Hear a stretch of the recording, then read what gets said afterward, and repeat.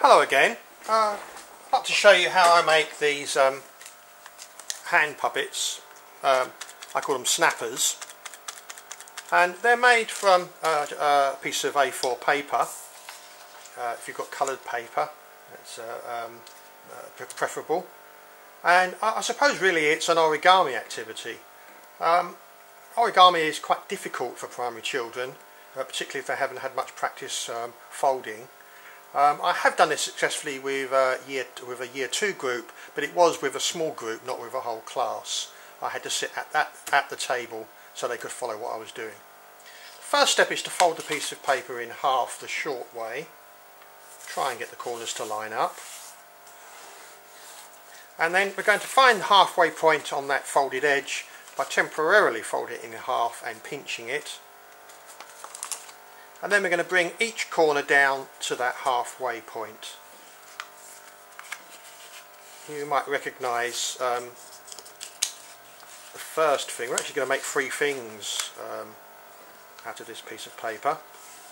And you may recognise that the first thing we're going to make is a paper hat. We can bring this flap up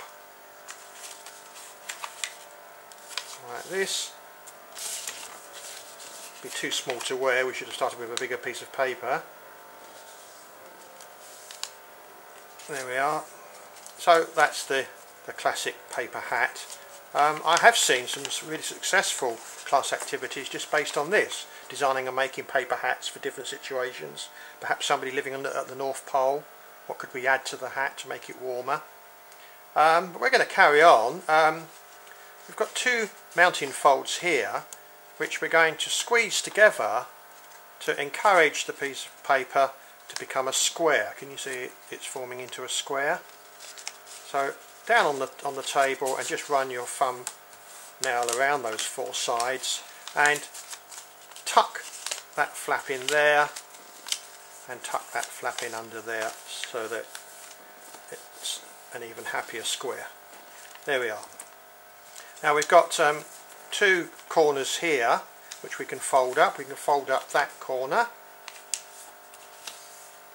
like that, turn the whole thing over and fold the other corner up, so the whole thing becomes a triangle. If we just open up the triangle,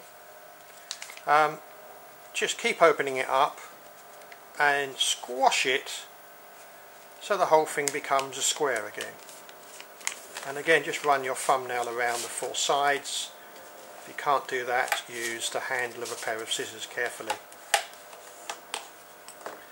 So we've got another square. Now again, there's one corner where you can put your fingers inside. We want it that way round because this is the top that we need to concentrate on. We need to hold our finger and thumb at each corner here, and you can see they can be pulled out.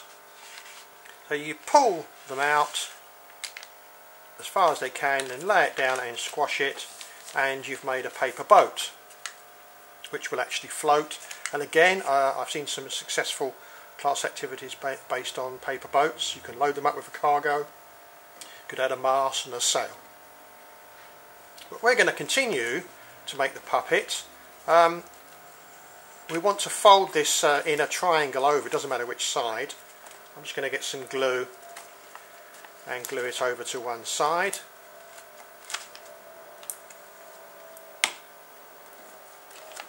And press that down. It's a bit springy, so you may need to hold it just for a while. And these little tabs here can also be glued down.